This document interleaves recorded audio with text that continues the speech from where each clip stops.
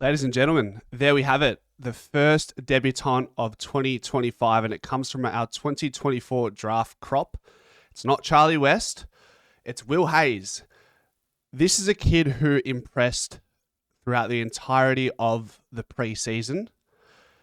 Didn't look flustered. He's got a real laconic vibe about him, much like Charlie West as well, which is ironic given they come from the same draft crop.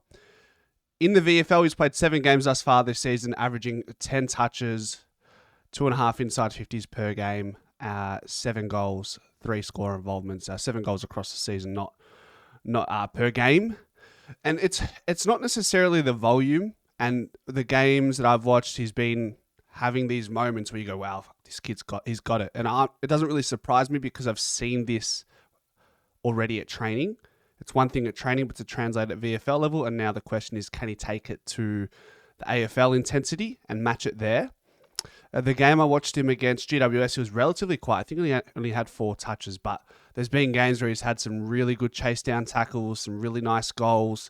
That goal against Brisbane in the VFL was, a goal of the year contender. It took like 4 or 5 bounces and then tucked that away against really strong opposition. So, yeah, really excited. I think it's much needed for a side going against a North Melbourne squad.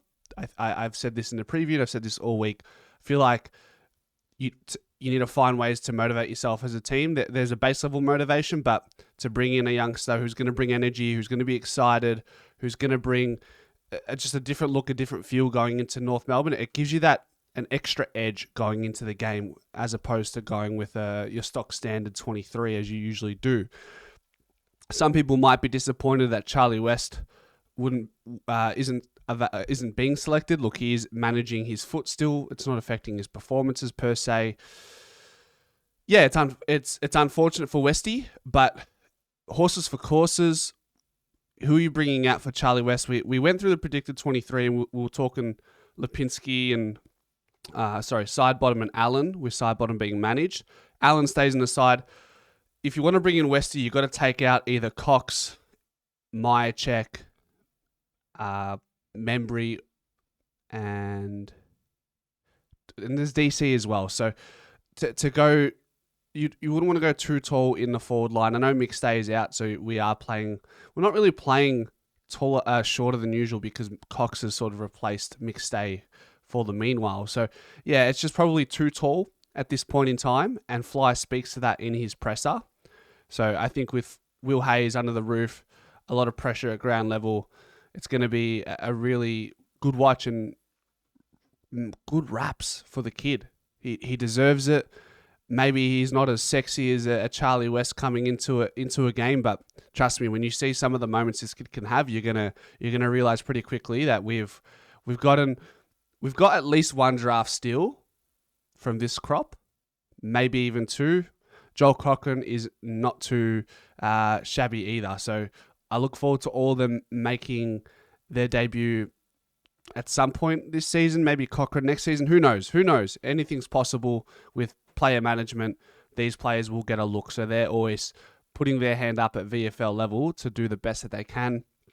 Last year, against North Melbourne, ironically, we brought in TJ for his debut, and I think he played okay. I think there were players out. We were sort of going through a wealth of injuries, and he came in, played okay in that 54-point comeback win. Didn't feature for the remainder of the year and hasn't come back into the side just yet. He's playing well at VFL level. Diamatia would probably feel a little bit flat as well, but he just probably wouldn't be able to play the forward role that they're asking for from Will Hayes on this upcoming weekend. Sullivan probably keeps his spot, I'd assume, unless he's the one coming out. So you got Sidebottom out. Does anybody else need to come back in? Well, Darcy Moore's still out. So not really. It's almost you bring Sidebottom out of the squad, Will Hayes in, Lipinski gets a start, maybe Allen goes sub. Would Will Hayes be the sub? Yeah, I'm not too sure. As a pressure forward, maybe you want him straight away. But at the same time, in his draft year, he played wing, he's played forward. So, given the way Fly's gone in the past, I feel like with the young kids, they're probably going to have to work their way into the squad, even if they are listed. or named for the weekend. I think ultimately he will be the sub. If not, it's probably going to be the likes of an Ed Allen.